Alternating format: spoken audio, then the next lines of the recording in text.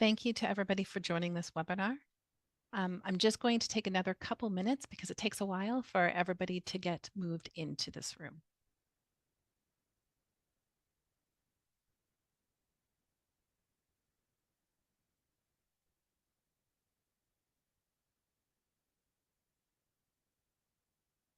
As people are joining, I want to remind you of a few instructions before we get started.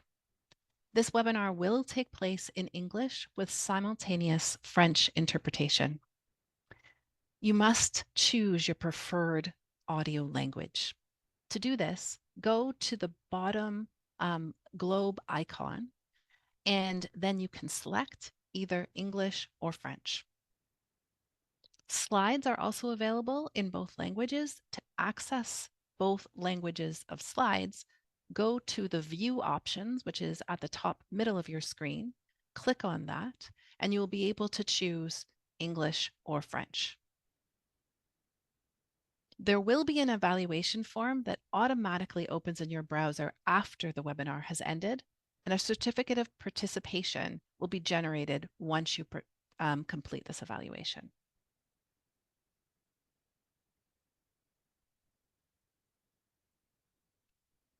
So hello and welcome.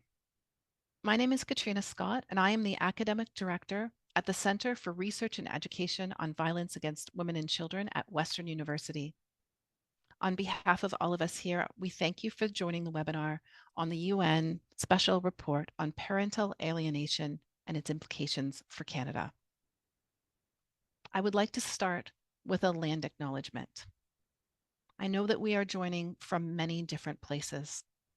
Please think about the traditional lands that you are currently situated on, and join us in acknowledging and thanking the generations of Indigenous peoples who have cared for these lands, and in celebrating the continued strength and spirit of Indigenous peoples.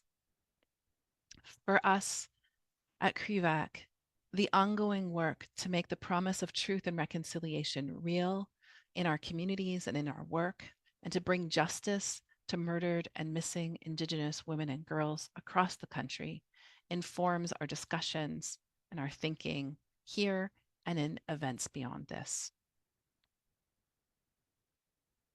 This webinar, or today's presentation, is part of a project called Awareness to Action.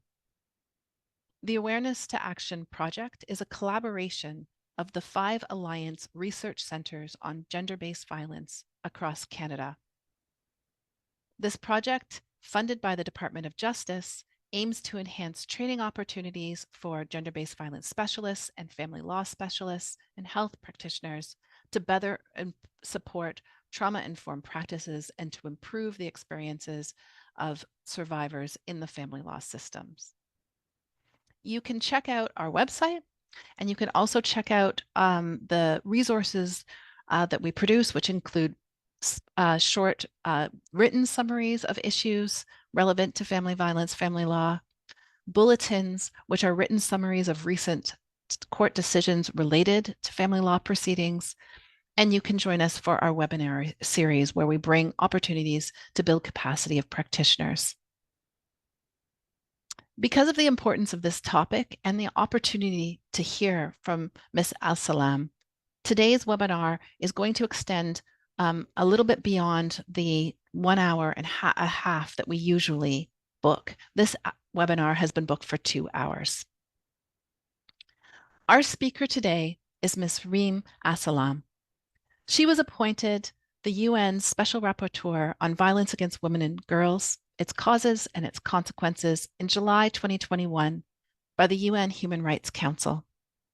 She's consulted extensively for United Nations departments, agencies and programs such as UN Women, UNICEF, and IOM, as well as for non-governmental organizations, think tanks, and academia. Previously, she worked as an international civil servant serving with the UNHCR in 13 different countries. During her service, she has planned, implemented, and monitored programs that serve to protect persons that were survivors of gender-based violence, particularly women and girls. Thank you very much for joining us. Thank you very much for having me. It's really a pleasure to be here. I want to apologize in advance for my voice. I've just been sick, so my sincere apologies for the inconvenience. So today I've been asked to present the highlights of the report that I presented to the Human Rights Council in June last year on child custody issues and its nexus with violence against women and children. Now, to do that, I would like to speak to 6 specific issues that are relevant to this. The first is domestic violence. The second is gender bias in courts. The third is the issue of parental alienation itself.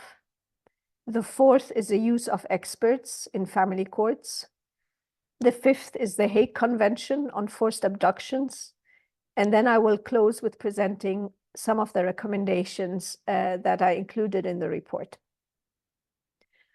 So on domestic violence, we all know that domestic violence is one of the most serious and pervasive human rights violations, and we know that it is highly gendered.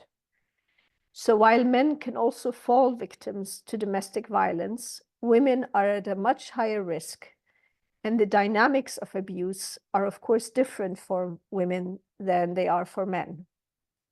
We know from most of the data worldwide that most victims of intimate partner violence are women.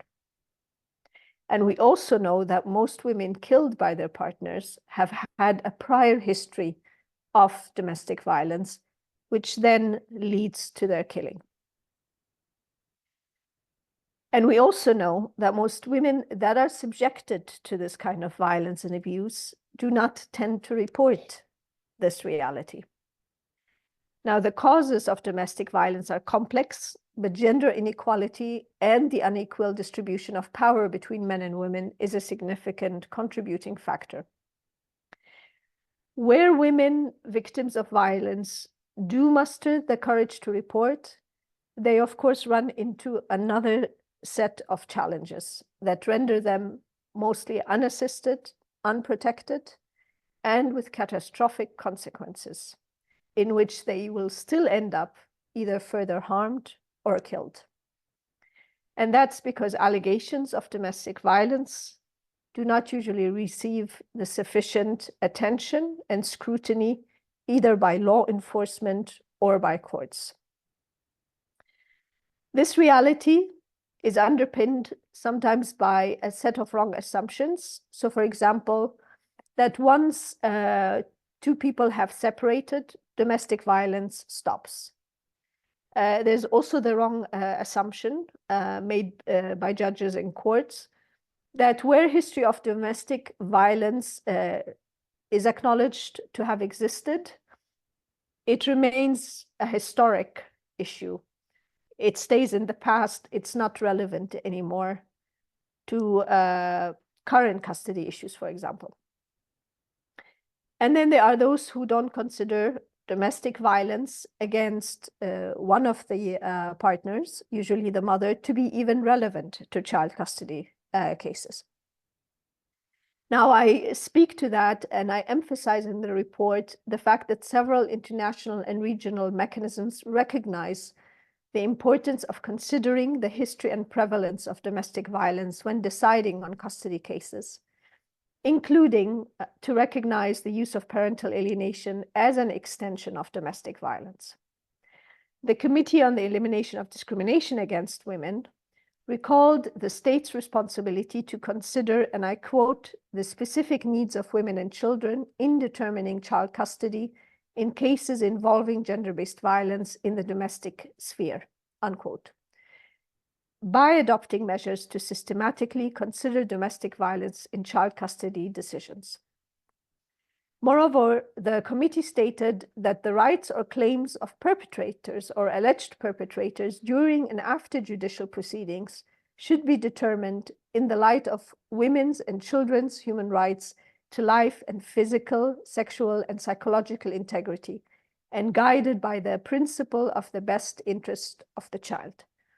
So note how this whole discussion, this link between domestic violence and custody cases, is very much rooted in human rights. It's presented as a human rights issue for the victim, usually the mother and also the children. And I also refer in the report to a decision on the case of González Carreño versus Spain that was given in 2014, where the CEDAW committee recommended that the history of domestic violence be considered when determining visitation schedules to ensure that such visits do not endanger women or children. And of course, then I also mentioned the Committee on the Rights of the Child, several general comments that are relevant to family law cases, particularly on the right of the child to be heard, to be free from violence, and to have their best interest taken as a primary consideration. Now, the second issue I want to allude to is, as I said, gender bias. And what I have found, and my predecessors have found that too, is that there is generally an underestimation of the extent to which gender stereotyping and patriarchal attitudes negatively influence custody procedures and result in the failure of justice.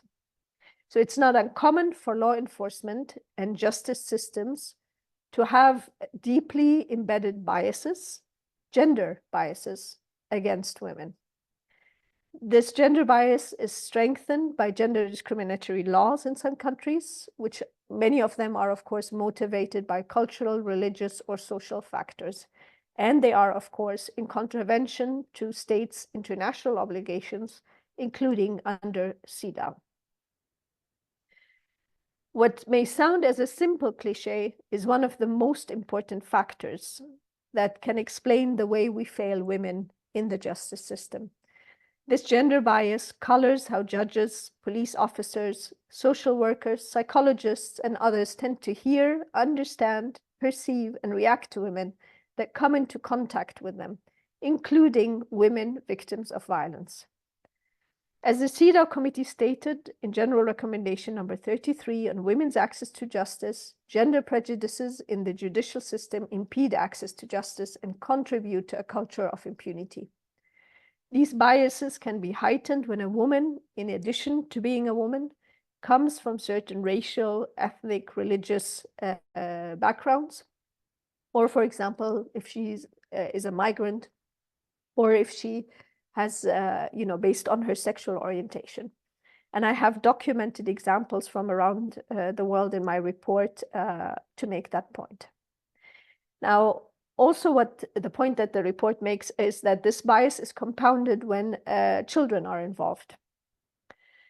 I wish to emphasize here, to close this section, that according to international law, states have an obligation to ensure that gender stereotyping is addressed and dealt with adequately.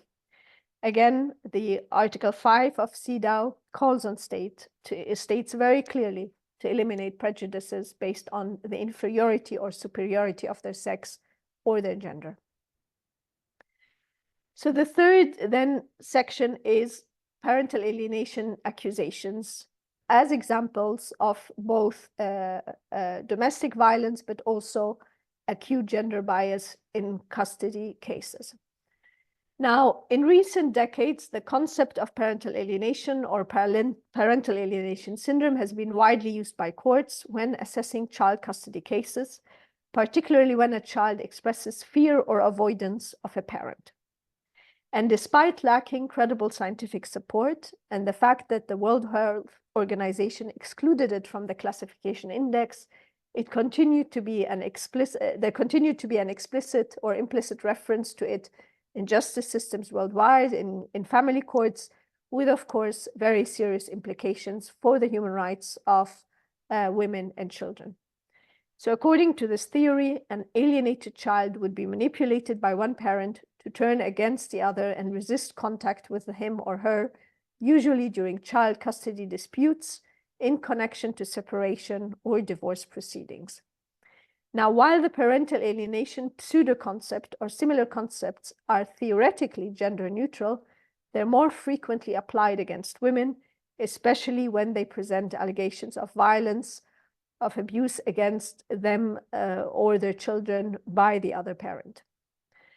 In my report, I mentioned different country examples of this dynamics. And when we speak about Canada, I also reference the empirical analysis of parental alienation cases in Canada conducted in 2018, which found that of 357 cases, 41.5% involved assertions of domestic or child abuse, of which really an overwhelming majority, 76.8%, included alienation claims advanced by the alleged perpetrator.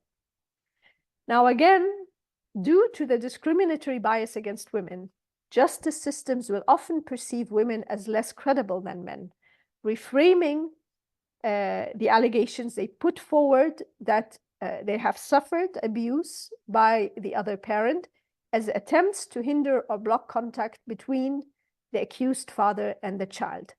So therefore, courts will frequently support the father's right to contact with the child and punish the mother with a loss of custody or even imprisonment for her supposed interference.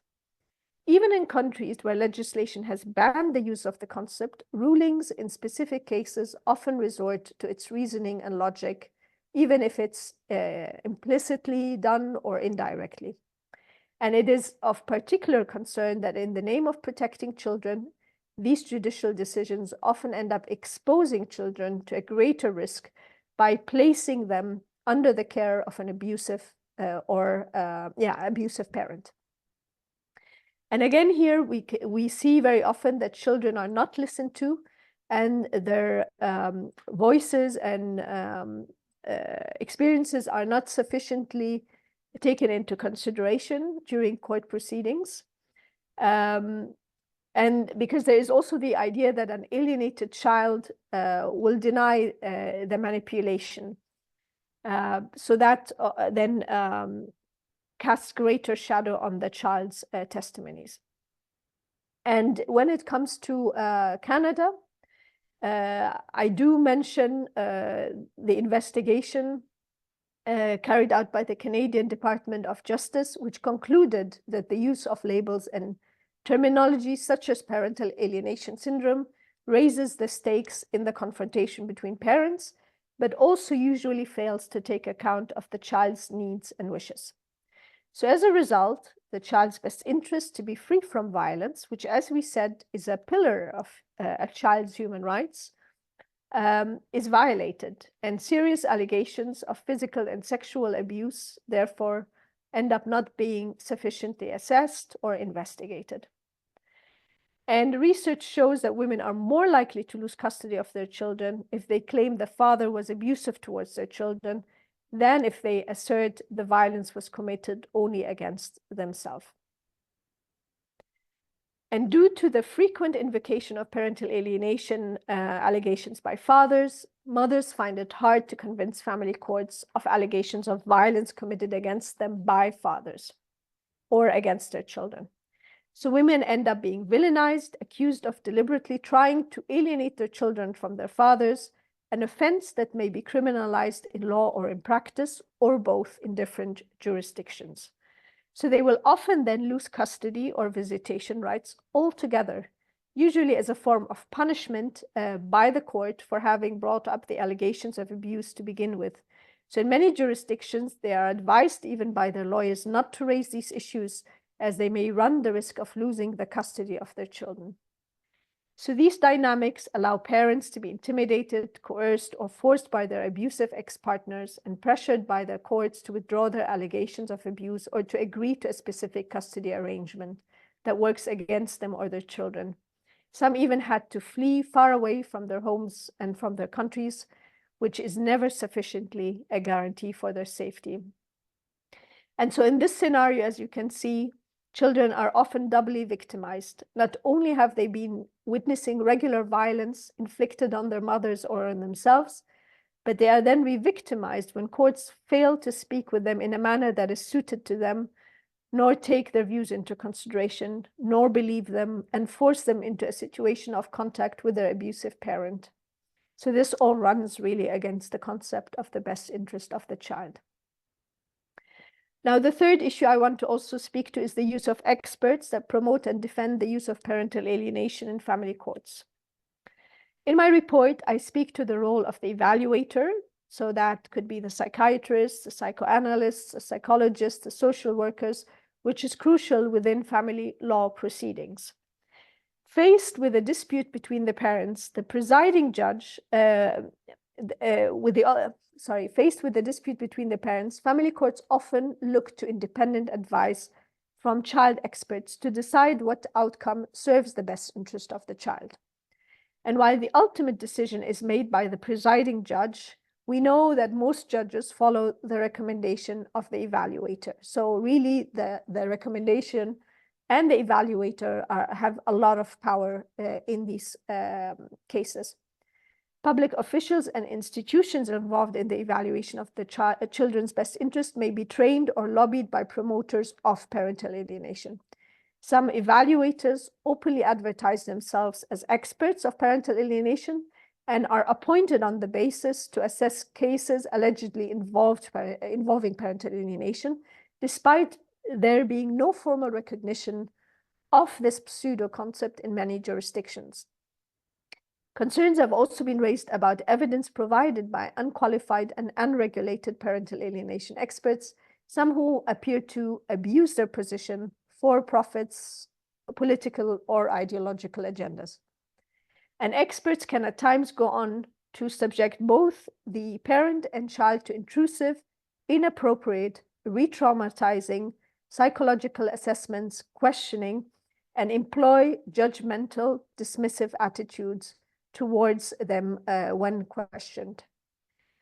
Experts also have the power often to recommend quote-unquote solutions to alienations, which brings with it a whole other array of problems and human rights abuses, and that also appear to be in direct contradiction to the welfare and rights of the child, including the transfer of custody and the use of so-called reunification camps and therapies, where the child is held against their will and pressured to reject the influence of the parent with whom they are bonded. And then, of course, we know that parental alienation is a lucrative endeavor. So many experts who advertise it, they advertise also trainings that they can provide. There's many conferences. There are many conferences that are organized around this issue. So they provide a lucrative stream of income. And we see them really having proliferated on a global scale over the last 2 decades. So having said what parental alienation is, I would like to say a few words about what it is not, fully recognizing that I didn't go into detail on this in the report. There was a limited number of words on such a complex issue, and perhaps I didn't realize that it did need to be addressed. So I want to acknowledge the limitations of the report in that sense, and also acknowledge my understanding that it was criticized by some, that it gaslighted parents that are estranged from their children and that are suffering because of this. And here, of course, I want to say very clearly that it was never my intention to minimize the impact of that estrangement from children on any parent. What I have said, however, and I will say again, is that this situation of estrangement cannot be labeled as parental alienation. And I will explain why. So we know that it is not uncommon that in high conflict separations, one or both parents may try to influence their children or take their sides. However, it's not possible to isolate these kinds of behavior from the overall dynamics of conflict between the couple, as well as to look at it in isolation from the overall context in which separation is taking place. So there's also no scientific way to attribute the behavior or reaction of children to the action by any one parent. We simply do not have today a reliable instrument to identify cases that are very clearly and directly impacted by the action of one parent. Also, a child's rejection of a parent or resistance to contact them may be explained either by abuse they may have suffered, neglect, their own views about the behavior and attitudes of their parent, either towards them or the other parent. We know, for example, that some parents do deliberately denigrate another parent, but that may actually turn the child against the parent that is attempting the denigration. So it might not mean that they will therefore, side with them when they do such things. Also, there is simply no evidence to show that the harm of the estrangement is so profound as to warrant the extreme measures of preventing it through custody reversal and limiting or prohibiting contact with the preferred parent or through therapies. There are also parents who lose contact with their children post-custody decisions because the court places custody with the parent, or because the other parent does not, or because the parent does not respect joint custody arrangements, or where the parent in control of the children may turn them against their loving other parent. Again, I recognize that this is real, that this can happen. And of course, I very much acknowledge that this causes immense suffering for the parent that then loses contact. And however, again, here I want to say that from my perspective and that of many experts as well, this kind of reality cannot be put under the label of parental alienation, because as we said, parental alienation surfaces during court proceedings and is used deliberately as a tool by the abuser in order to divert attention from the perpetration of abuse, whether sexual abuse, domestic violence abuse, coercive control abuse, against the other parent. So therefore, that custody becomes sort of a tool of continuing this kind of violence. And so therefore it has to be separated from what happens after custody decisions are taken, or outside of, once the court has taken the decision, or once a parent has a child and then deliberately cuts contact, the contact of the child with the other parent. Now, I know some experts, including Professor Joanne Meyer and others, have made attempts, for example, to come up with another term for that. So she and others have, for example, come up with the terminology of child and maternal sabotage. Of course, we do know also that some of the parents that lose contact or are forced to are denied contact with their children are also men. But what we know is that most of those that are subjected to this are women. So it is continues, the post-separation abuse continues to be a gendered experience. Very quickly also, I want to talk about the Hague Convention, which covers international parental child abduction and provides an expeditious process to have a child returned to their home country where the child has been abducted to or retained in a Hague Convention member country, so that the courts in that jurisdiction can settle the custody dispute. The convention does not mention domestic violence, neither does it include protections for abused mothers. So as a result, when mothers flee with their children across international borders, they become vulnerable to being treated as an abducting parent by the courts under the convention. And from the statistics we know that around 3/4 of all cases filled under the Hague Convention are against mothers, most of whom are fleeing domestic violence or seeking to protect their children from abuse. Despite the fact that it doesn't specifically mention domestic violence, there are important articles in the convention that are currently not fully utilized, but could be used to address such situations, like Article 13, which states that an order for the return of a child can be rejected if there is a grave risk of harm.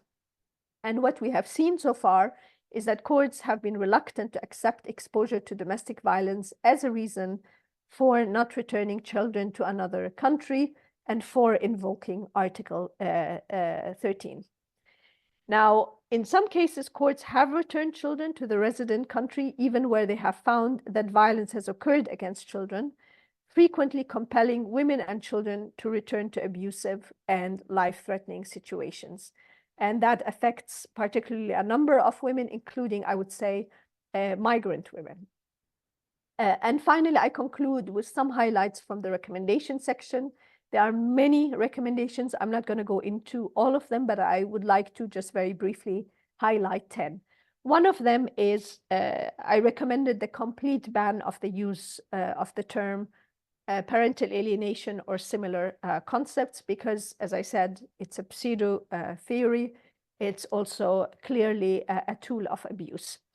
Second, the determination of custody and visitation rights of children. Violence against women must be taken into account in all custody cases, and that perpetrators' rights or claims during and after judicial proceedings, including with regards to child custody, access, contact, visitation rights, all these things, including respect, to property rights, etc., should be determined in the light of women and children's human rights to life and physical, sexual, and psychological integrity, and guided by the principle of the best interest of the child. Third, states should initiate parliamentary inquiries into the effectiveness of family justice systems for victims of domestic violence, including the use of the pseudo concepts such as parental alienation. And I'm very glad to say that following the issuance of the report over the last 9 months, I have seen a number of parliaments now initiating inquiries, and also some courts have very specifically addressed the issue of parental alienation, the last being the Constitutional Court in Colombia, which was, I think, this week or last week. Number 4, states must ensure mandatory training of the judiciary and other justice systems professionals on gender bias, the dynamic of domestic violence, and the relationship between allegations of domestic violence and harmful pseudo-concepts, such as parental alienations.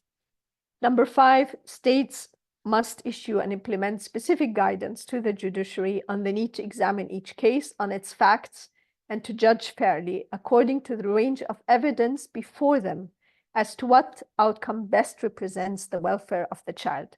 So not on some misguided perceptions or stereotyping, but really take every case for what it is and look at the facts. Number 6, states should institute publicly funded systems of approved experts providing information to courts on the best interest of the child. These experts should be regularly trained on the dynamics of domestic violence and its effect on victims, including children. Number 7, states must allow a formal complaint mechanism and an enforceable code of practice which addresses conflict of interest and the recognition of expertise to practice in this area. Number 8, any allegation or evidence of domestic and sexual violence by both adult and child victims should be clearly referred to in the evaluation, and if access or custody is being recommended, a full explanation as to why this is the case should be included. Number 9, states should ensure that children are separately legally represented in all contested family law proceedings.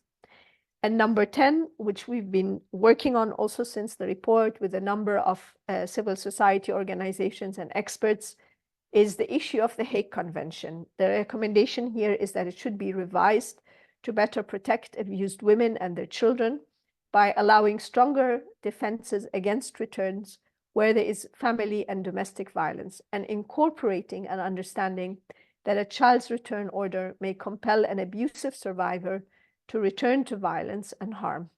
In addition, courts with Hague jurisdictions should be required to consider family and domestic violence when interpreting and applying the convention.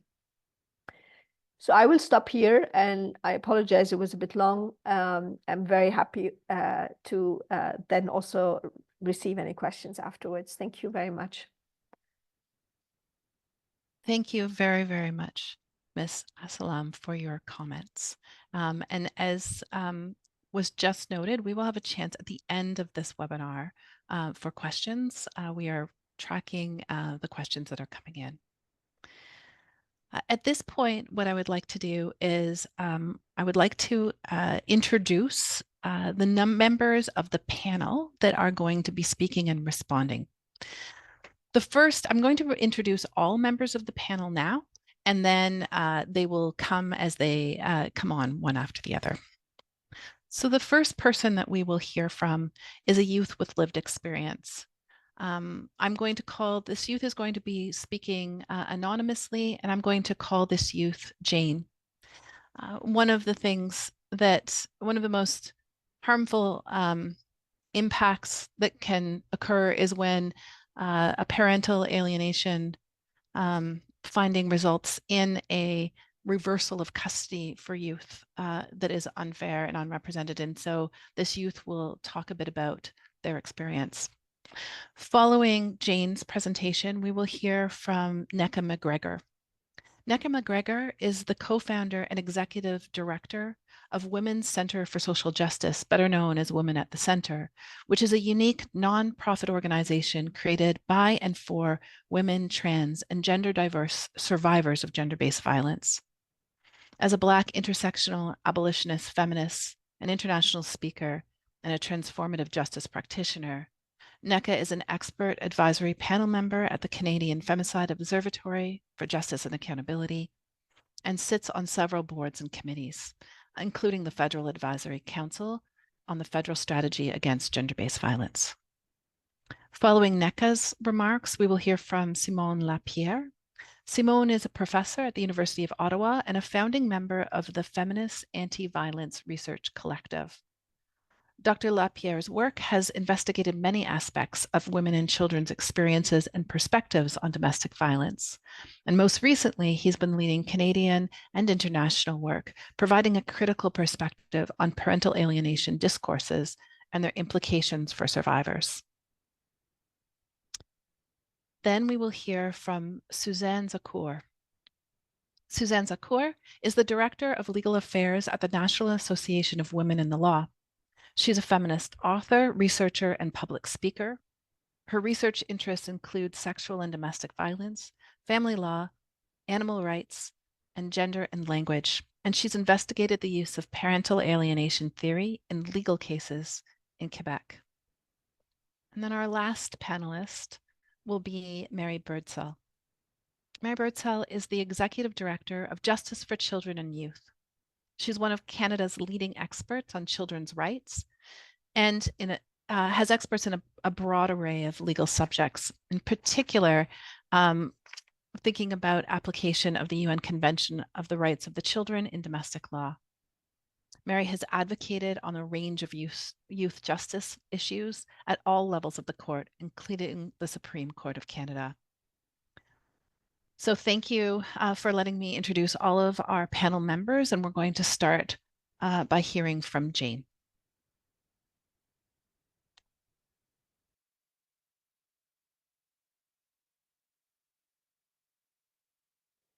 Hello, and thank you for the opportunity to share my story. In the spring of 2022, my life changed forever when I attended a Zoom meeting with my mom, father, 11-year-old sister, and a social worker from the United States, who I will be referring to as Mary. At this meeting, we found out that our custody would be transferred to our father within hours, that we would not be permitted to have direct or indirect contact with our mom, her family, or friends for 90 days. This meant there was to be absolutely zero contact, no Zoom, no phone calls, no text messages, no cards, or exchange of communication of any kind, not even smoke signals, as Mary put it. And if such contact did occur, the 90-day period would start over. The order also stipulated that my sister and I would travel to the United States to attend a reunification camp, commonly known as a camp, with Mary. Please note that our family is fully Canadian. We have no ties to the United States, yet we were ordered out of our country to attend therapy with a social worker not licensed to practice in person or via telepractice in Canada. My sister and I were devastated by this news. Prior to this order, we spent 15 hours a week of court-ordered parenting time in our father's care, and we had not had an overnight visit in almost 3 years. About a week after we got this order to transition to our father's care, we traveled to the States. For 4 days, we went to the personal apartment of Mary every morning. During this time, we were told that our negative memories of our father were false. We watched the movie Welcome Back, Pluto, a movie about parental alienation. We watched a video summary of a controversial study about false memories called Lost in the Mall. We watched the Brain Games episodes False Memory and Misinformation Demonstration and Remember This. We were told that our mother was the abusive one, and all of these sessions were video recorded. In the afternoon, we visited local attractions. During these outings, we were coerced into cooperation. A specific example was when Mary yelled at me for not smiling in a photo. I was told that if I did not smile, the no contact order with my mom would be tripled. At no time was no contact order breached. However, I remained in a no contact order with my mom for over 502 days, and to this day, my sister remains in a no contact order. She is now approaching 700 days of no contact with our mom. About a month after we returned from the States, we began attending what is referred to as aftercare with a Canadian social worker who I will refer to as Kevin. Kevin's framework and methodology was simply an extension of what we had experienced with Mary. Kevin utilized threats and bargaining in our therapy session. His indicators of therapeutic success included us telling our father that we loved him, initiating and accepting physical affection from our father, and addressing him as dad. Therapy with Kevin felt like coercion. At no time did we feel that Kevin respected our perspectives or views. With regards to schooling, I think it is important to share the following. On return from the States, my younger sister missed 3 weeks of school, and I was not permitted to return to in-person school. I was forced to complete my grade 9 year virtually. In the fall of 2022, my father registered my sister and I at schools in his neighborhood. My sister was devastated by this decision, as she would have been entering grade 6 with all her friends since JK and teammates from Ringette. I was simply excited to return to in-person school, although I was not permitted to have a cell phone or a Chromebook that belonged to the school board. My father said that if I made new friends, they could call me at his number, and I had to use a Chromebook that he purchased. He installed the app Custodio on it to monitor my every move. Now that I was out of the house for the first time since April, I knew that I had to advocate for my rights. I reached out to an organization that was able to assist me with obtaining a judicial interview. After my father learned that I had been in contact with this organization, the following occurred. I was questioned routinely by my father and his girlfriend behind closed doors about how I contacted them. I was threatened that all of my friends would be called to the guidance office and questioned, that my friends would have to provide their phone records, and that school security footage would be obtained. On several occasions, my father came to the school and had me paged during lunch. On one occasion, he had the principal come find me. He made me leave with him for the duration of the lunch breaks. After the Christmas holidays, I was not permitted to return to in-person school. I was not even permitted to write a final exam in person. My father went to the school, picked up a hard copy of the exam, and I wrote it at home, and then he returned it to the school. I was not permitted to go to the school to pick up belongings or return books. He did this on my behalf. I was enrolled in an online private school and was not permitted to know my login information. He logged me into school daily. In the summer of 2023, on my 16th birthday, I left my father's residence and began walking to my mom's. It was my understanding that at age 16, I could make this choice. Unfortunately, it did not work out that way. My father called the police, and I was stopped about 2/3 of the way to my mom's. We spent hours in a park, and in the end, I was taken back to my father's in a police car. The next day, I met with Children's Aid at my father's house. I asked CAS for support in obtaining legal assistance, therapy, and a foster care placement. I was told that they were unable to help me because of the nature of the court order.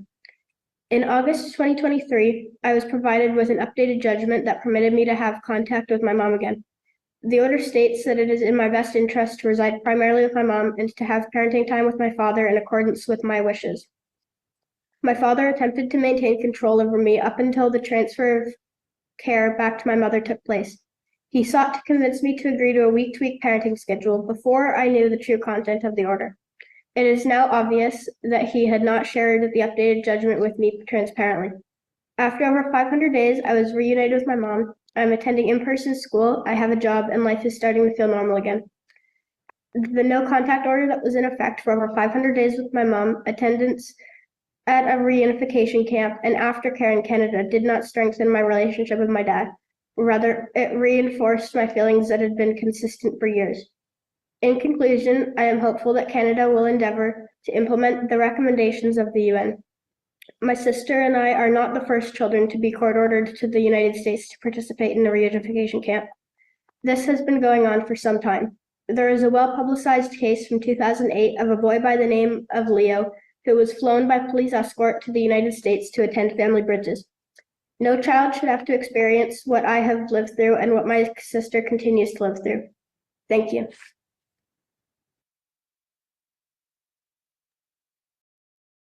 Thank you very, very much, Jane, for sharing your story. I would now like to invite Nneka to speak. I am really gobsmacked by Jane's experience, and I am so, so sorry, my darling, that you and your mum and your sister have gone through this. I'm zooming in on this very snowy morning from my home on stolen Indigenous land belonging to the Haudenosaunee, the Huron-Wendat, Mississaugas of the Credit, and many Métis nations.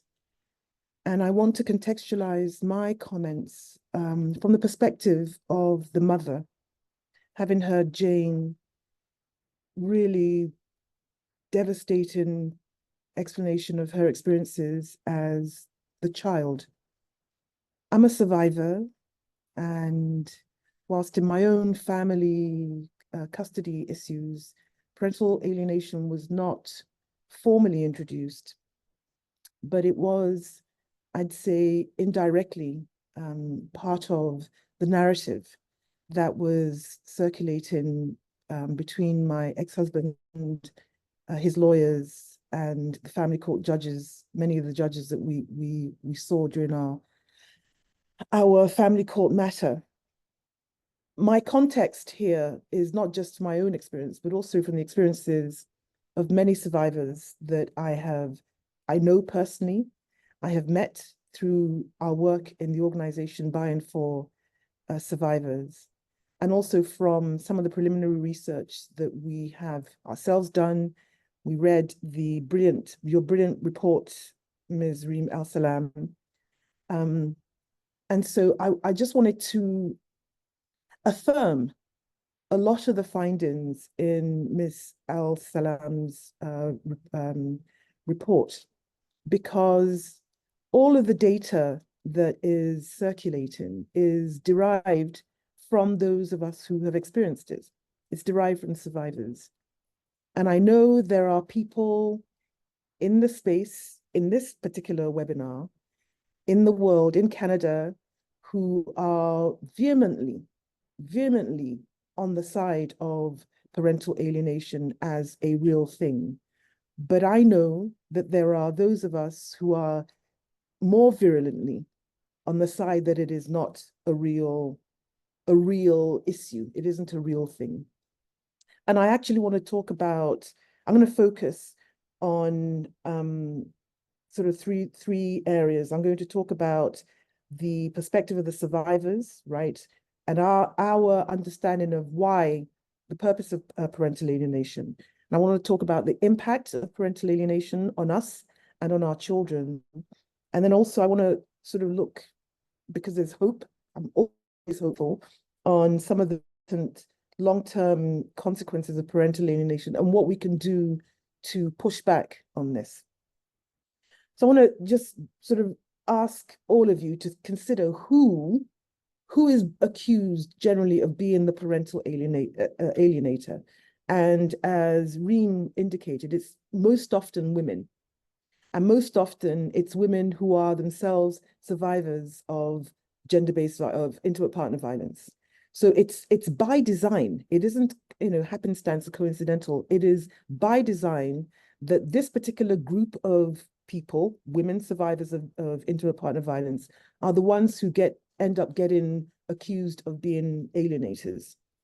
And why it's us, right? Why it's us and why it's this tool is because it is seen as a mechanism. It's a tool that abusers use as a way to silence us, as a way to shift the narrative away from our real experiences of violence at the hands of the abusers. It's a way for abusers to shift the language, the attention, and the focus away from their violence and their actions, but instead focus on the individual who's suffered at their hands. And so asking who is the person accused is the mother, and it's oftentimes a mother who's experienced violence, who is a person doing the accusing. It's oftentimes the father, and it's oftentimes the individual who is also the perpetrator of that violence. And why they do it, why they use this strategy and this tactic, is because it's a continuation of the power and control that they want to continue to wield against their former partner and against their children. And by the time we are in divorce court, by the time we're in family court, fighting for divorce, access, custody, and all of that, all of that milieu, it is the only time that this allegation of being an alienator tends to pop up. These men would not generally have accused women, their partners, of parental alienation in the past. They have been in the household with their partner. They haven't been in good relationships with their children, but it's only at the time when we're now on the brink of separation that they feel that this is the only option that they can bring as a way to influence the courts. So it's important for everybody on this call to understand the very, very nuanced nature that's at play, right? And to understand that it is a tool of control. It's a tool that's used to divert and dismiss and erase women's experiences of violence. It's a strategy to distract from our experiences of violence. And it's also a strategy that's brought in. Parental alienation is also a tool and a strategy that's used to undermine our credibility in court, right? And again, Reem, you so beautifully and articulately stated that. It's a strategy that shifts the attention away from the violence. I think about some of the impacts that happens when parental alienation has actually been brought forward to the courts. And I can tell you that in the last little while, in the last 2 years, I know personally 5 women, 5 members of our organization who are all survivors of inter-partner violence, oftentimes physical violence, oftentimes sexual violence, oftentimes witnessed by their children. These 5 women who have been the primary parent for their children have had custody removed from them and given to the abusive partner.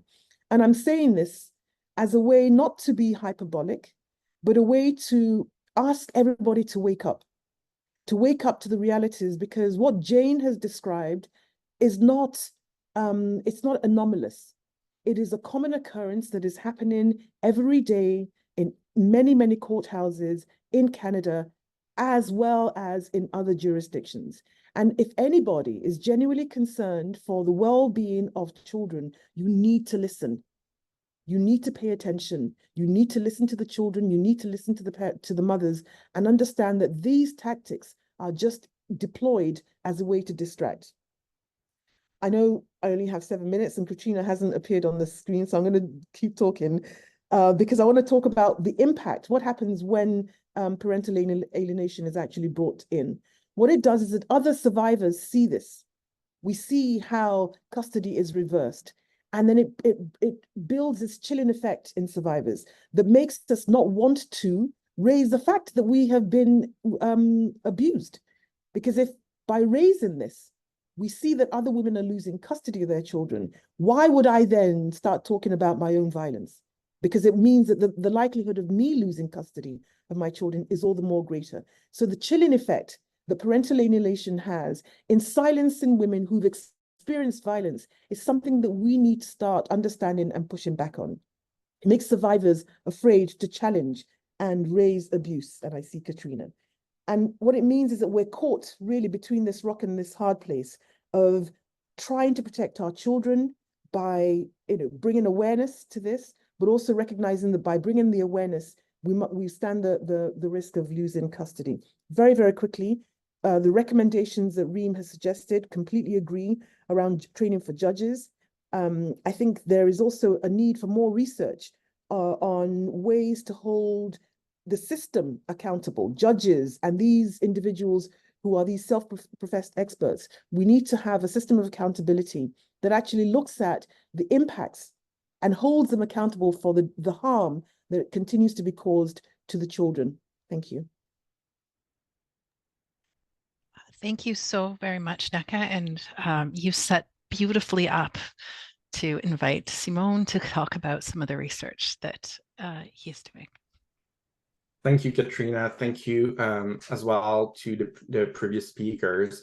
I think I will start by saying that I guess many of us in the room today have been aware for some time of the issues that have been raised by the previous speakers. But so far, there's been very limited research evidence that focus specifically on parental alienation or the misuse of parental alienation in the context of domestic violence and child abuse. And as a research team, we thought a few years ago now, we thought that it would be useful to develop a research project that would be able to provide more research evidence in order to inform, alongside women's and children's voices, to inform the development of policies and practice in this area. So a few years ago, so actually part of this project, we conducted last year a survey across 13 countries with women who had experienced domestic violence and who had been labeled with parental alienation or had been seen as engaging in parental alienation through either child custody or child protection proceedings. And in total, 911 women completed the survey across those 13 countries, including 143 women from Canada. And I must say that I'm really happy to be able to share for the first time some of the findings from the survey.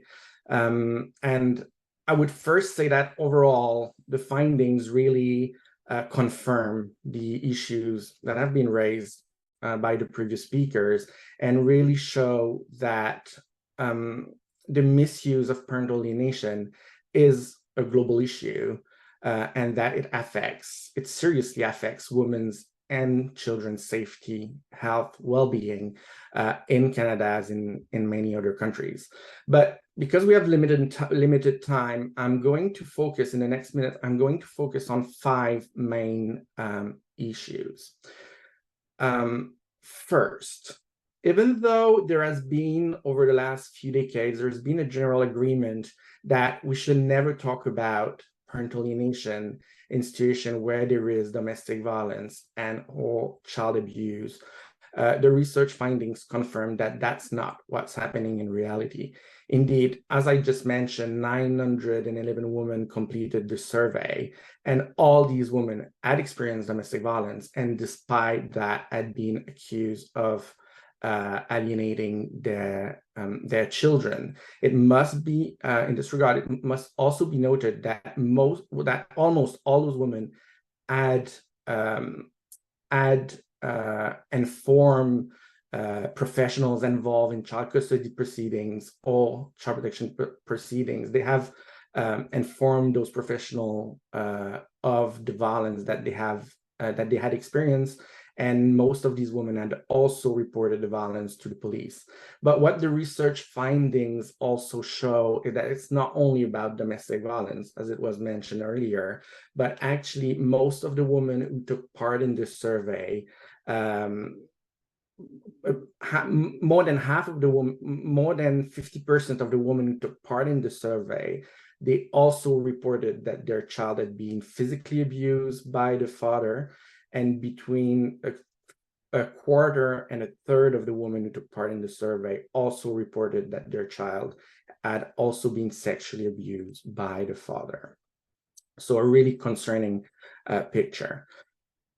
Second, the research findings, they demonstrate that parental alienation allegation arise in the context of child custody proceeding, as has been mentioned earlier, but it also shows that those allegations also arise in the context of child protection proceedings.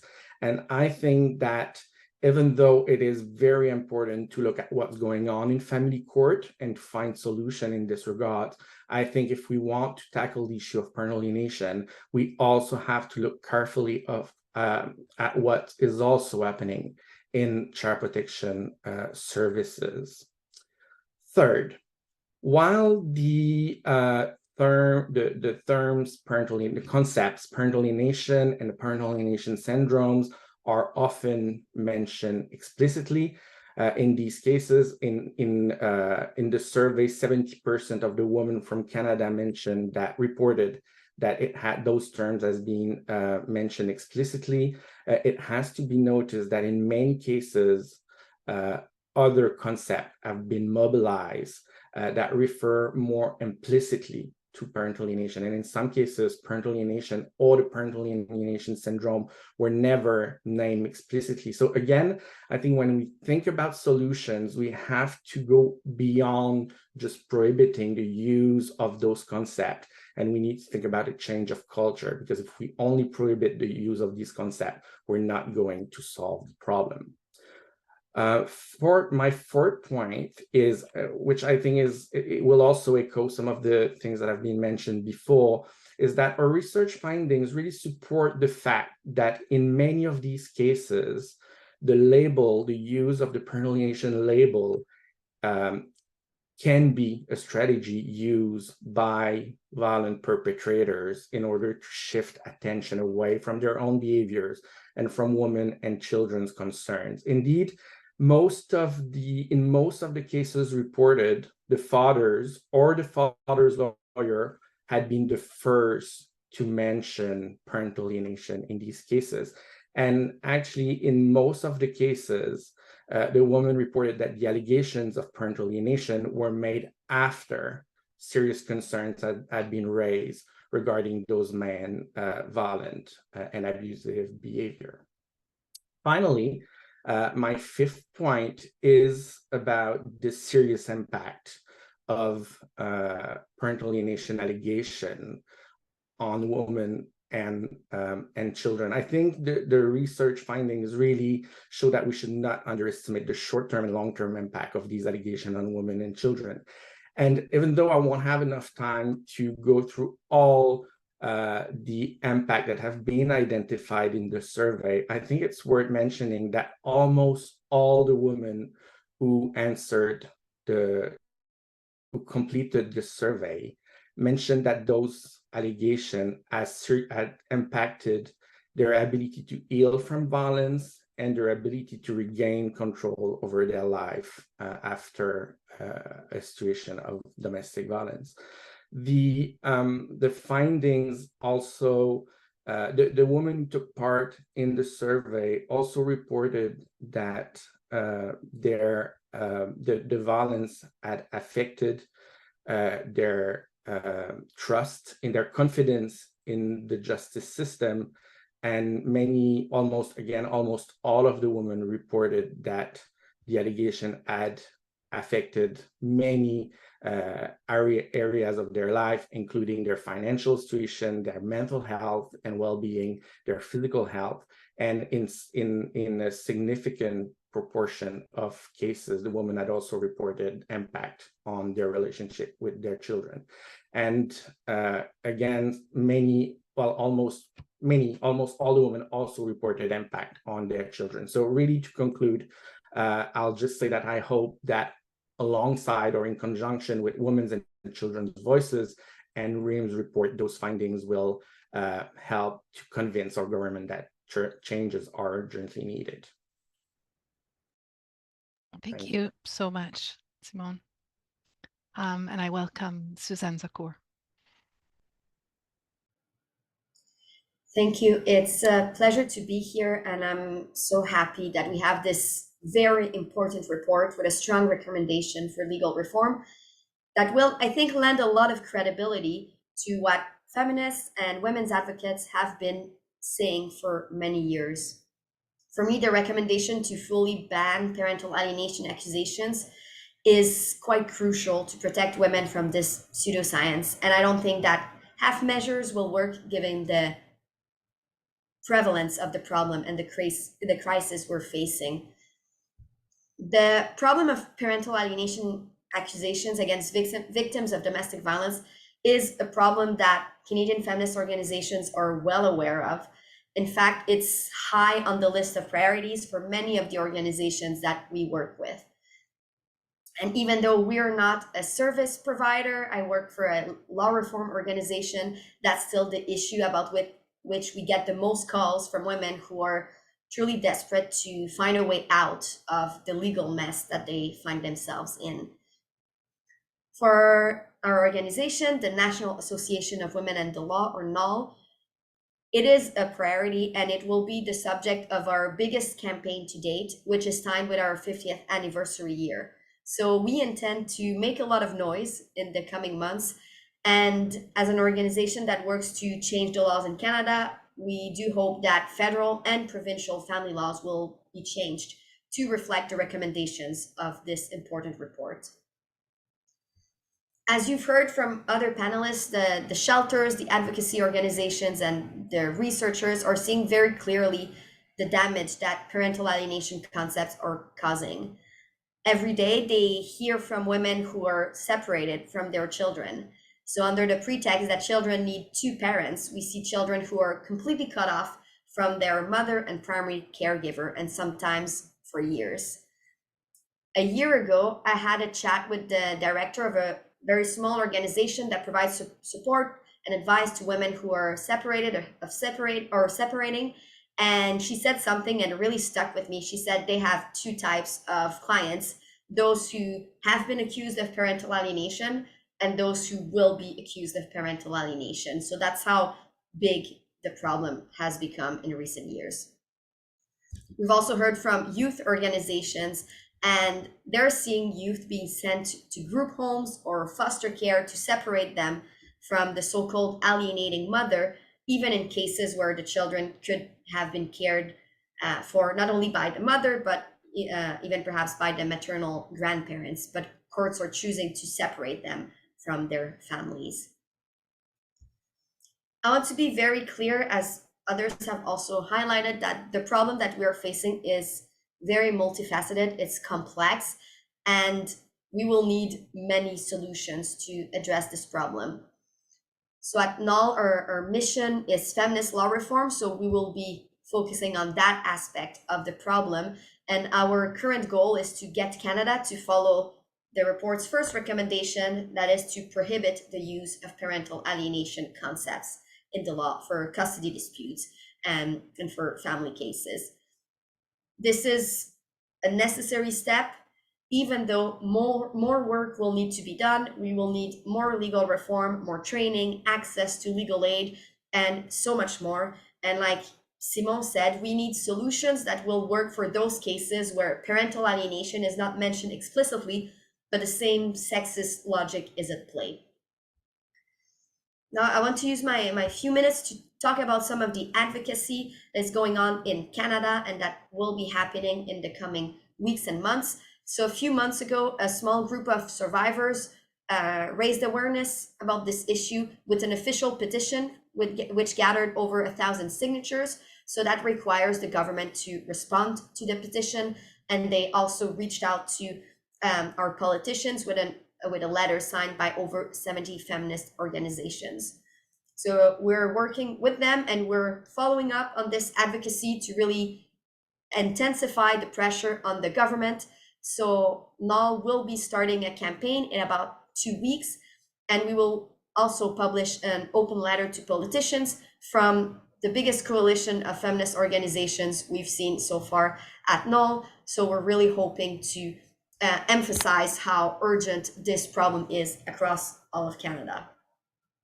We will also start a letter writing campaign, and we will be inviting members of the public to write to the Minister of Justice and to their member of parliament to ask them to commit to changing the law. So we will be meeting also with politicians and bureaucrats. We will lobby for this change until it is achieved.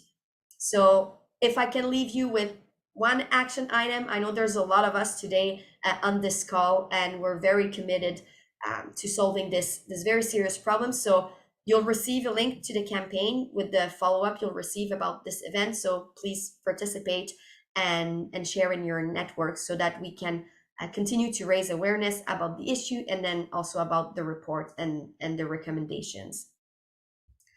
To conclude, I'll say that there's power in numbers. It was decades of sustained advocacy by the feminist sector that led to changes in the Divorce Act in Canada in 2019. So we now need more change. And we think there's a real chance of getting this government to act if we're able to show how important this issue is. So I thank you all in advance for your support. I look forward to being able to be on another panel like this, perhaps in a few months or a year, to share the good news of a legal reform in Canada. Thank you. Thank you so very much, Suzanne. And I'm now going to invite our last panelist for today, and following that we'll have some questions. And so we've heard from survivors, we've heard from some of the academic research, some of the advocacy that is going on, and I'm coming back now to think about some of the legal implications and perspectives on this topic. So Mary, I might invite you to join. Thanks so much. Thank you very much to everyone who has spoken so far. There is so much to be said about this issue in general, and I really adamantly support everything that has been said before me. I think my role today is to try and talk a little bit about children and their rights in this context, and the impact that the sort of concept or idea of parental alienation has had on children in the legal system. I'm a child rights lawyer. I work at a legal clinic where we represent children and teenagers across a range of legal subjects. And I also work in Ontario, where we are very fortunate to have the Office of the Children's Lawyer, who is available to represent children in family concepts or in family court matters. I'm going to return to that a little bit. One of the things that I wanted to say, just by way of introduction to the role that children's rights and the experience of children having that children have in the context of family law matters, is to say that I think children's rights are the most poorly understood sort of human rights seeking interests that we have. I think people commonly misunderstand what the idea of children's human rights are all about, and we easily sort of navigate to saying, oh, it's just a right to have a voice. And I want to emphasize that it is in fact so much more than that, although having a voice is an integral and fundamental part of the human rights of children. One of the things that I sort of routinely say is that children as an equity-seeking group or as a rights-seeking group are the only group against which we are content to negate their rights as a matter of our rights. And in fact, children are an equity-seeking group of people whose rights as a group are sort of fundamentally violated in the same kinds of ways that other equity-seeking groups find discrimination, social, legal, exclusion, marginalization, et cetera, et cetera. And one perhaps provocative thing that I would add to this is that often when we're talking about the rights of children in the context of family law and family law matters, we really continue to see children as an appendage to the women who are often subjected to violence, and including litigation, abuse, and other kinds of things. So I really want to encourage us to remember, and I think this really supports all of the horrific things that Jane experienced, to see children as agents of their own, independent people who are deserving of a human rights kind of perspective. And I'm going to come back to this. One of the things when I tell people that I'm a child rights lawyer, they often say, oh, family law. And my response to that is that no, children's rights are much broader than how they might exist in family law. Having said that, I think that the family law systems, or the justice system as it relates to children, is the place where children's rights are most fundamentally ignored and denied and run roughshod as compared to many other systems, including criminal justice, mental health, privacy, education, housing, employment, many other sectors. So I think this is a really important thing for us to continue to try and highlight. As I said, there is so much to be said about children, the experience of children and teenagers in family law, and in particular where there are allegations of parental alienation.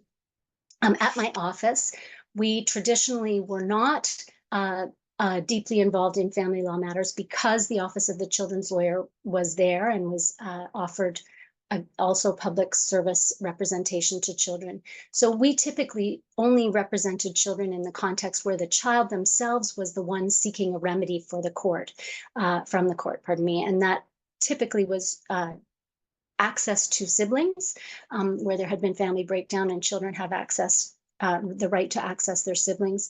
Some child protection matters where we were already representing children, and access to financial support from parents where children were living independently.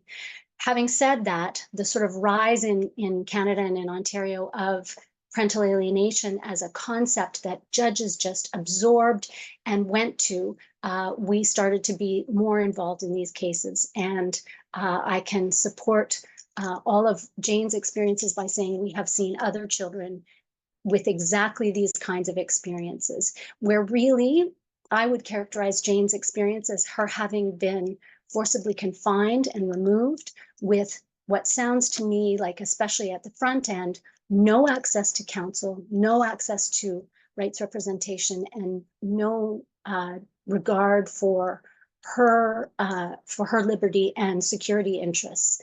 And I would offer the suggestion that this kind of approach to children and their rights would never occur in any other context, including the sort of loss of liberty in any other context, criminal justice and immigration and mental health being the primary places where children experience a loss of liberty. And I also would like to sort of offer that we wouldn't accept this kind of loss of liberty and negation of an individual's rights in any other kind of context. So I wanted to just fly through a couple of things. One highlight I'd like to offer is that this report and the recommendations of the Special Rapporteur could I hope will be really revolutionary. When we first started having clients who were really trying to struggle against the impacts on them of allegations of parental alienation, there was very little research in Canada or in the US, and there were no sort of social science supports that we could depend on in the court to say that this doesn't actually look like therapy, that it's wildly rights violating for children and young people. And part of it is because of the way the idea of parental alienation sort of manipulates against children's agency. So, you know, I'm very, very grateful for the report and all of its recommendations. So I've said that I want to sort of highlight, as I said, about 4 different things related to allegations of parental alienation, the behavior of courts in response to that, and the impact or our thinking about children, their rights, and what should happen. The first is to sort of see the ways in which parental alienation, which is an allegation made by one parent against the other, and I think a number of other people have spoken very eloquently about the sort of punishment that may ensue against, for instance, a parent who has already experienced abuse, and against that spouse in relation to abuse experienced by children directly. But to say that this is a classic way in which we really continue to think of children in a very propertied way.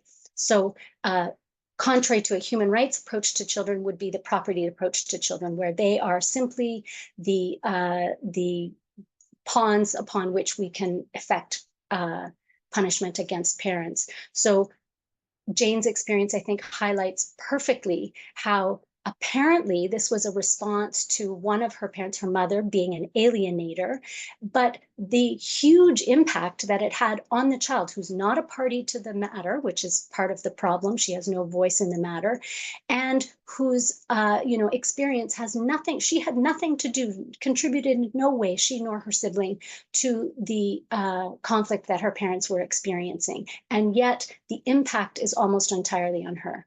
And this is one place where we can see, for instance, in any other family law setting, where would we think it was appropriate to remove children from access to their parent for years at a time? And so, for instance, in the context of child welfare, we've totally appreciated how damaging to children this is. In the context of criminal justice and mental health, we've acknowledged how crucial it is for children to have access to their parents. And if I can say a small point around the ways in which access to siblings and to parents is meant to be the right of a child, and yet we completely run roughshod over children's rights. As I say, that each of these points could take up entire sessions on their own. So I apologize for really just trying to hit the highlights.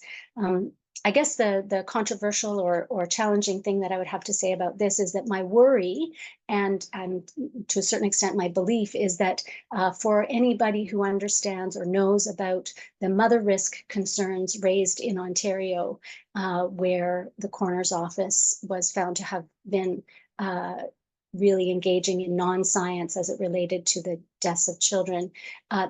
Parental alienation and the impact on children is the new place where we are so vulnerable to having seen significant harms against children. And I'm hopeful that in coming years, there will be some evidence and research done with respect to the harms to children directly, not just an understanding of the harms inflicted on adults in family court. The second sort of issue that I'd like to highlight is the serious problems with the way we accept evidence about parental alienation and these so-called camps or therapeutic programs or reunification therapy as it's known. And I think there are many, many evidentiary problems, one of them being that there is very little to support an opposing view, but most of the evidence, if not all of the evidence applied to courts and on which judges make these decisions, comes from the people who provide these so-called family reunification therapies. And they have a pecuniary, a financial interest, among other things, professional interests, that make them what would otherwise be seen as horrible experts in court. They provide evidence that is entirely self-serving and then try to suggest things like that it's not actually therapy, it's education. Well, we don't have courts in family law imposing education outside the education system. And I can't help picking up another thread in this terrible web related to Jane's story, which is these kinds of reactions from family courts often disrupt the education of children, which we understand to be a fundamental component about their well-being and their future trajectories and all of these other kinds of things. So as I say, so much complex interweaving of problems for children. I want to say as the third thing that the UNCRC has been mentioned by others, and in particular Ms. Alsalem, with respect to how to advocate for children in court. And I would say that in addition to a really more comprehensive and detailed, nuanced understanding about the rights of children, the right to participate, the right to have their best interests taken as a primary consideration, the right to be free from all forms of violence, including therapeutic violence, should be augmented by other ways in which we have a deep understanding of children's rights. And the other general comments that I'd like to refer to people are the rights of children in adolescence and the rights of children in early childhood. General comments from the UN Committee on the Rights of the Child that really help to create a more thorough understanding. I see Katrina, so I'm going to wrap it up very quickly.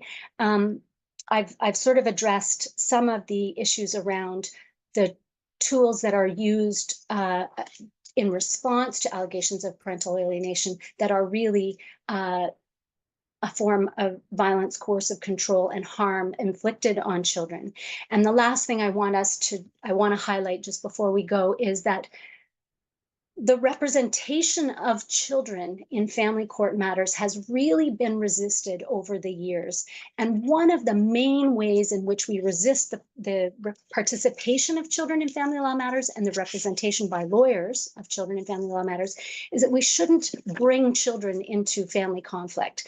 And one of my responses to that is children are at the core of family conflict. Whether they created it, they are impacted by it, and they know it so much better than any of us ever could. They know their lived experience. They understand what's happening to them, and they are the experts that we desperately need to infuse in the system. But the way to do this is not to, have social work reports and things like that be the exclusive manner of bringing children's participation and voice into the court. It's legal representation.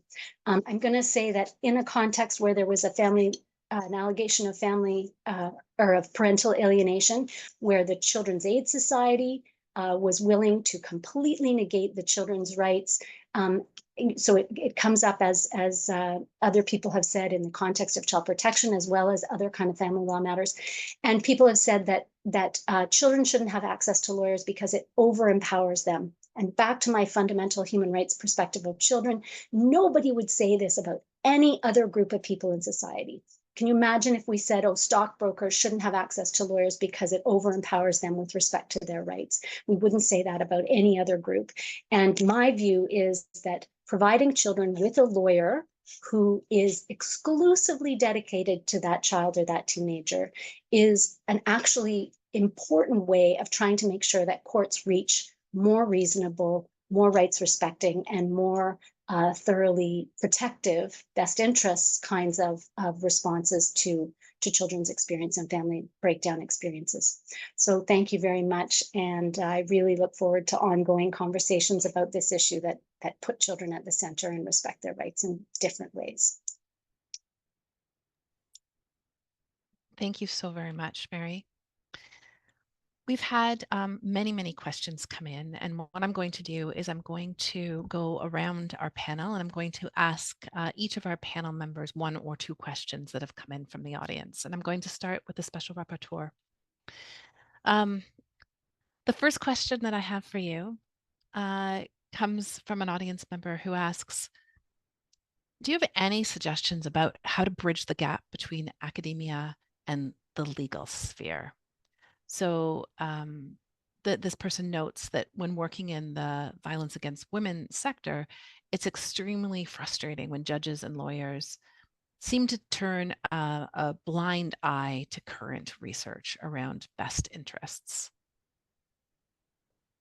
Yes, absolutely. And I believe in the report I have mentioned also the problem with journals actually publishing research that doesn't abide by minimum basic standards when it comes to parental alienation, or refuses to publish or has refused to publish research that questions or brings attention to the damage of parental alienation accusations. So that's one thing that I wanted to leave very clearly in the report, because that might also provide an answer to why we haven't seen all this knowledge that many civil society organizations in touch with victims, with children, have and know, basically conveyed or represented in academia. I think academia, as was mentioned, I think by Simon and others, need to also fill the gaps, important gaps, when it comes to an understanding of the human rights consequences of this damaging pseudoscience. Some of the things I can think of are, for example, how it leads to suicide of mothers, the extent of the psychological damage and violence inflicted on children and mothers. The issue of trafficking of children, how that is facilitated, that's still a big unknown. we have some indications, for example, that there is a link between parental alienation allegations and sexual violence and also sexual exploitations, but it needs to be better understood. And, you know, we always say that ending and preventing violence against women and children is an all-society approach. So academia and experts and practitioners, I mean, everybody has a role to play and everybody should be pulled in. And there should be conversations and you know, coordination and opportunities to inform policies.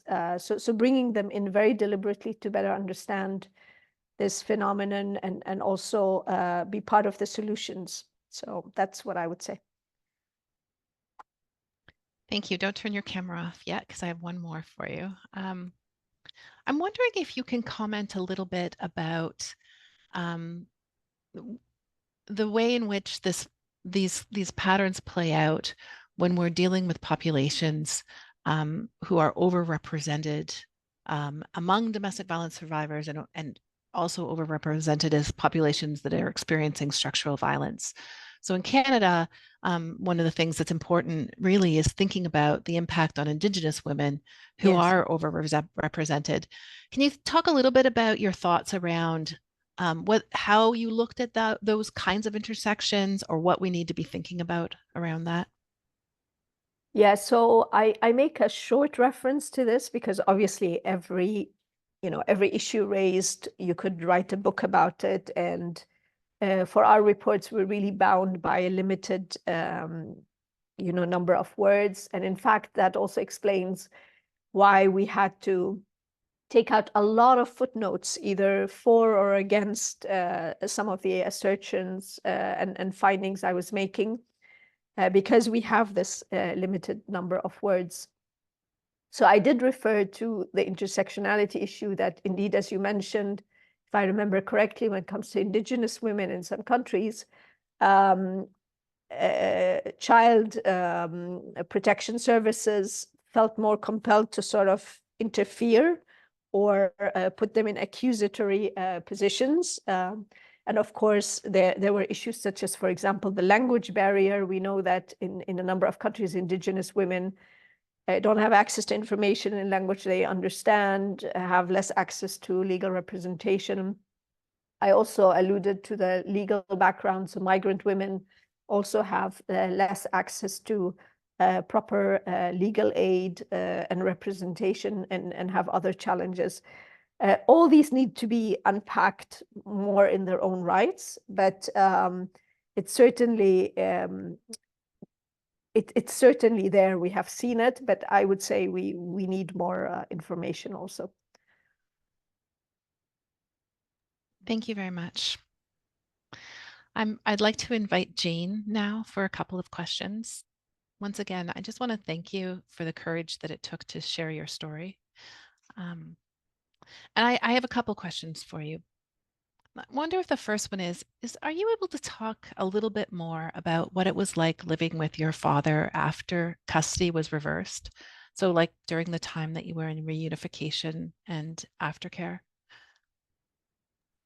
Yeah, for sure. So living with my father and participating in aftercare was most of all very isolating. Basic and typical life opportunities and privileges of a teenager were no longer an option for me. I was never provided with any updates on our case, and I had no idea when I would be reunited with my mom until the day before it happened. So there was definitely a lot of uncertainty during that time. Yeah. Thanks for sharing that. And, you know, that living with that level of uncertainty has led to yet another harm and impact. And so I guess my last question for you is, when you think about this experience, how do you think it has impacted you? Has it changed how you think about yourself or how you think about the world around you? So this experience has taught me many things, really. Firstly, it has taught me that the resources that children and youth may believe are there to support them most likely will not be able to assist if you are entangled in the family court system. Furthermore, it has taught me that family court is a lengthy process. My views and preferences were shared directly with the court in the fall of 2022, but an order reflecting them was not granted for about another 9 months. Thank you very much, Jane. I really appreciate that. And Neka, I'm wondering if I can bring you in around this and thinking about this harm. Um, do you have any strategies or any recommendations around guarding against future claims of parental alienation or to prevent reunification camps when survivors come to you into your organization? What kind of resources or supports or conversations are you able to have with them? The focus for us is really sort of, it's two-pronged. First is to support survivors in telling their truths, right? And assuring them that the truth is important and that the system's efforts to silence and erase and minimize and mitigate our experiences has to be fought against, right? So the focus is on survivors, building inner strength capacity, and then having a network of other survivors who have experienced similar things so that they know that they're not alone, that it's not just happening to them, and build up the community. So that's one prog that's focusing on the lived experience of the mother, and also providing supports for her as she tries to support her children, short, mid, and long term. The other prong is on the systems accountability piece. I think I alluded to this very generally, on how it's not enough to talk about judges needing training. We've been talking about judges needing training in family law for ages, but there has to be more accountability again for the lack of understanding and awareness around this issue, which I think is part of the reason why it garners so much attention. There's a lot of noise that's coming from the pro-parental alienation camp. They are a very loud group, and I'm not trying to be disrespectful at all. I'm just saying that they're a little bit more coordinated in their approach than the rest of us who are speaking against it. And so I think there is that second prong, the call for all of us, whether in academia, in the law, legal practice, and as survivors, to get the information out there to the general public, right, to the community about this stuff. Because even just looking at the chat, and I was scouring the conversations, there's a lot of pushback coming from people who are saying that we on this side who are saying it is a pseudoscience, that we are the ones who don't know what we're talking about, and then they are providing their own evidence. My whole thing is that we on this side who know the truth about it need to be a lot more savvy in our own messaging. And part of the work that we do as an organization is by telling the lived experience of the mothers, and exactly what Jane has done, sharing her own lived experience as a way to raise awareness. So it's two-pronged: public awareness about the reality of it, and understanding that we will not be silenced by people who are don't believe, who refuse to accept that the violence that it brings to mothers and children and families, and how it actually breaks people. We need to do more to counter that narrative and provide more training. Thank you. Thank you very much, Neka. Simone, I'm actually going to ask you to kind of weigh in a little bit on the same topic, because there's a lot in the work that you do. You are landing in a space where there's a sense of there's one person saying one thing and one person saying another. There's research and organizations like the Parental Alienation Study Group, which are working to try to accumulate evidence, but also seems like to try to disgrace the kind of work that's being done by others who are doing research on parental alienation. Do you have any thoughts about where we're at in that very controversial space, or how to walk within that space in a way that's going to benefit children and survivors in the end? Well, I think it has been a very difficult area, very tense areas. And I think it has been also one of the most, I've worked on issues around domestic violence for 25 years. And I thought that was looking at parental alienation, we are like in another planet in terms of how polarized the discourses and the views are. And that's really difficult in itself. I think at the moment, it's even difficult to have conversation with, and there is a sense that there are like two sides, and it's really difficult to build bridges. I think at the moment it might not be possible. But I think we have first to work together. We have to listen to survivors, to women, to children. And I think what's really one of the core problem with this notion of parental alienation is that it silences everyone.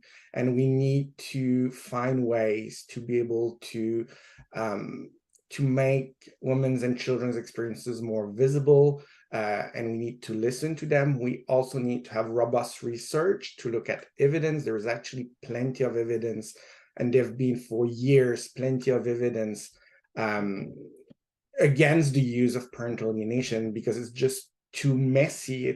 There have been a lot of very good critiques, but I think what we really need to do is to make sure that that lands on the ground. And I think one of the problems that have been mentioned by many people this afternoon or this morning is that actually a few people have a lot of power in family court and in child protection and child custody proceeding. There is obviously the judge, but there is also the experts. And as long as judges will mainly rely on experts that are not well trained, that are not qualified, that don't have any expertise, that are not accountable, I think that will be a problem. So we need, I think, it's not an easy fix, but I think we need to work together, listen to women and children, provide good evidence, and make sure there is law reform, there is good training, but there is also accountability for experts involved in this area.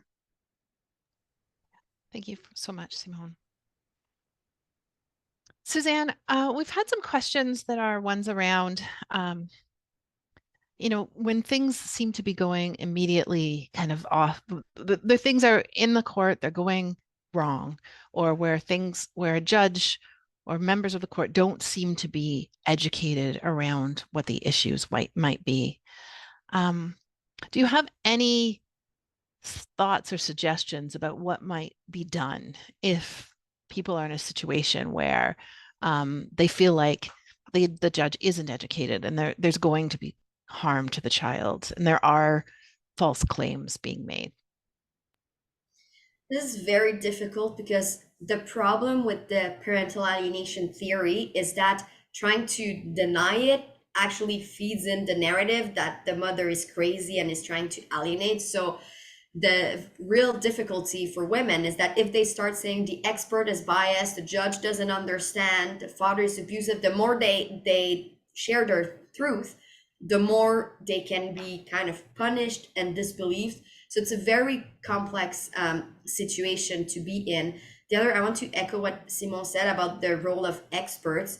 They come in and they say this child is alienated. And from my own study of cases in Quebec, like the child is alienated can mean anything. There are cases where the child is alienated and the child is 2 years old, or the judge will say the child has an excellent relationship with both parents, the mother is alienated. It can really mean anything. So it's very difficult to defend against this accusation that it's so slippery that it can be taken to mean anything. So I think that's where it gets really complex for women. And I don't think there's a solution that if women did this, then their outcome would be better, which is why we're advocating for law reform and also supporting, the training, the requirements for real expertise, etc. Thank you very much, Suzanne. And Mary, last question to you. A number of our audience members have asked about this issue of children's representation and how children can obtain independent representation, or to have some sort of help to get their views and preferences put before the court. Yeah, I wish I had the magic wand for that. I think it's very, very challenging. There are lawyers who have some expertise in the representation of children across the country, and my understanding is in other countries as well, but it is a very, very complex problem because of essentially the need to pay lawyers typically. So, you know, advocating for better and more robust legal aid services available for children, an appreciation that children should be able to access legal information and legal guidance in their own right, regardless of whether they're actually participants in court already. So I know one person asked a question about how could a child gain access to legal information if they'd been denied representation by the court. And I would say that the piece about being denied representation by the court, and I assume that's in Ontario where the Office of the Children's Lawyer is available. That doesn't mean that the child can't seek out legal advice and assistance to find out what their legal rights are, to find out what might be happening in the court, that kind of thing. So I don't have an easy answer. We need better legally aided services. We need better, perhaps, pro bono services available to children and young people. And back to the education piece, we need judges to try and understand that children having access to legal services is actually supportive of good outcomes and fair processes in court, not the other one, not the opposite. So I'm sorry, I don't have a good answer for that, except that there are people out there, and we need more resources. Thank you very much. Thank you very much. I'm going to draw a close to the event. Before I do that, I want to let folks know that when you exit, you will be linked to a survey to provide feedback, and you will also receive a certificate. This event is recorded, and once the recording is available, a link will be emailed to you. Also, as Suzanne mentioned, towards the end of January, the National Association of Women in the Law are going to be launching a campaign. And to know more information about that, you can contact the National Association of Women in the Law, and that information will also be circulated. I would like to give a very deep thanks to all of our speakers and panelists. So Reem, to Jane, to Nneka, to Simone, to Suzanne, and to Mary. Thank you very much for being part of this really important conversation. I would also like to thank our French interpreters, Sylvie and Carolyn, for their work on this webinar. Please don't forget to complete the evaluation, and we look forward to seeing you at the next event.